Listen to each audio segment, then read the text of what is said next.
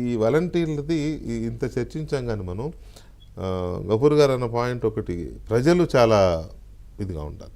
ఏ party చాలా పార్టీలు చాలా రకాలుగా చెప్తూ ఉంటాయి, వాటిలో ఏది తీసుకోవాలి, దేనికి మనం ఓటు వేయాలని ప్రజలు డిసైడ్ చేసుకోవాలి. అంతవరకు ఓకే.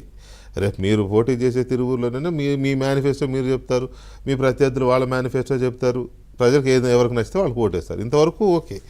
కానీ ఈ వాలంటీర్ల రూపంలో వచ్చే జగన్మోహన్ రెడ్డి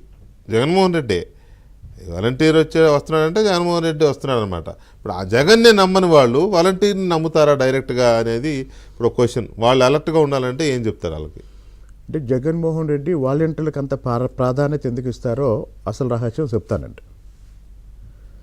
ఏ రాజకీయ పార్టీకైనా ఏ రాజకీయ నాయకుడికైనా ఒక ఓటింగ్ బేస్ ఉంటుంది, మన ఓటు బ్యాంక్ అంటాం. అవును. ఇప్పుడు నేను ఒక నియోజకవర్గంలో పోటీ చేసినప్పుడు నేను ఒక పార్టీ తరఫున నిలబడ్డప్పుడు నా కులాన్ని బట్టో నా మతాన్ని బట్టో నా ఒక ఓటు బ్యాంక్ ఏర్పడింది. అలా జగన్మోహన్ రెడ్డికి ఉన్న మొదట ఉన్న ఓటు బ్యాంక్ ఏంటంటే ఆయన ప్రాంతం, ఆయన కులం, ఆయన మతం.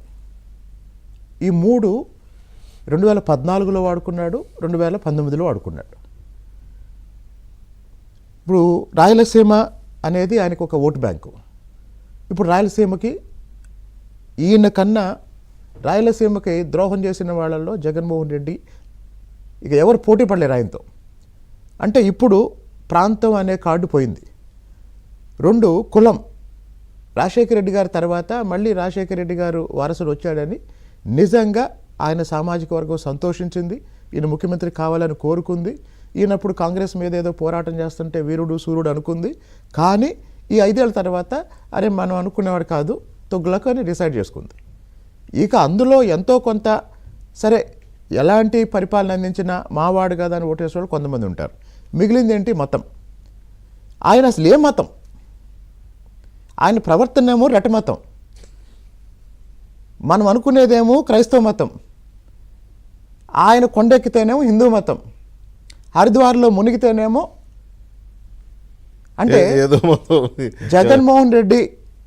మొన్న షర్మిల గారు చెప్పారు, మణిపూర్లో అల్లర్లు దాడులు జరుగుతుంటే చర్చిలు తగలబెడుతుంటే ఒక క్రైస్తవుడు అయ్యుండి నువ్వు మాట్లాడలేదు అని.